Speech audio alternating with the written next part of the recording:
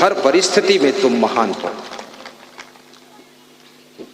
ये तो समय बदलता रहता है, समय परिवर्तन होता रहता है।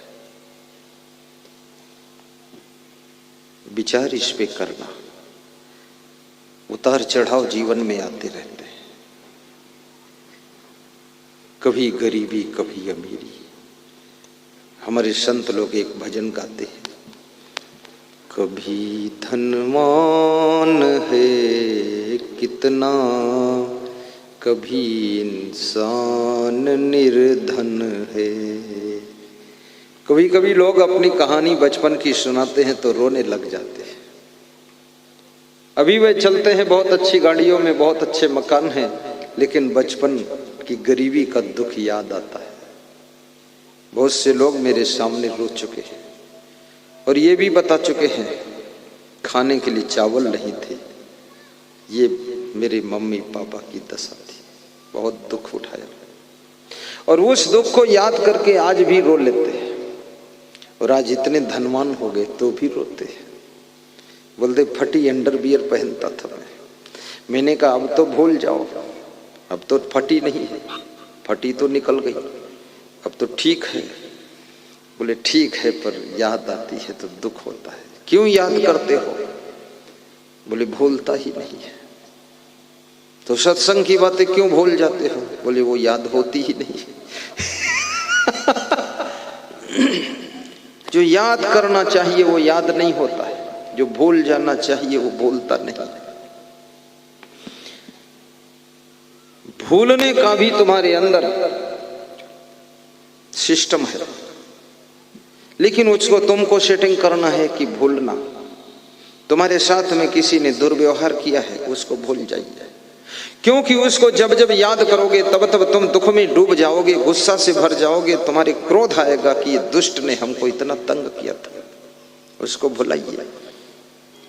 किसी ने तुमको ठग लिया है, तुम्हारा कुछ चोरी कर लिया है, तुम्हारे साथ बेईमानी किया है, उसको भुलाने से ही सुख मिलेगा। जितना ज्यादा उसको याद करोगे मन बार बार ताजा दुखी हो जाएगा। इसलिए भूलना भी एक कला कहा गया है। और कितने लोग इतने महान होते हैं, उनको सुबह कोई कुछ कह दे दोपहर तक भूल जाते हैं और फिर हंसते हैं, प्रेम करते हैं। दोपहर में किसी ने कुछ बोल दिया तो शाम तक फिर भुला देते हैं, कहते अरे आइए बैठकर चाय पीते साथ में। और कितने लोग तो अगर बचपन में कुछ हुआ है, बुढ़ापे तक उनके अंदर टीस बनी रहती है, गांठ बना लेते हैं, और इतनी मजबूत गठान कि कुछ पूछो मत।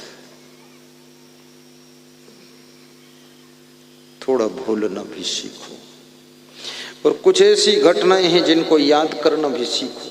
यदि तुम्हारे साथ किसी ने परोपकार किया है तो उसको मजबूत याद रखो और उसको समय समय पर धन्यवाद भी दो कि आपने मुझको बहुत सहारा दिया था। उसको नहीं भूलना चाहिए।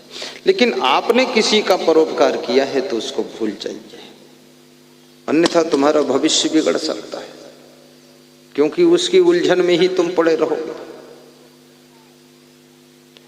और इन दुष्टों की उलझन में अपने भविष्य को मत बिगाड़िए, भाग्य को मत बिगाड़िए, शांति को मत बिगाड़िए, सुख आनंद को मत बिगाड़िए। ये दुष्टों की कमी तो संसार में है नहीं, कोई न कोई नोक झोंक तिकड़मबाजी करता ही रहेगा।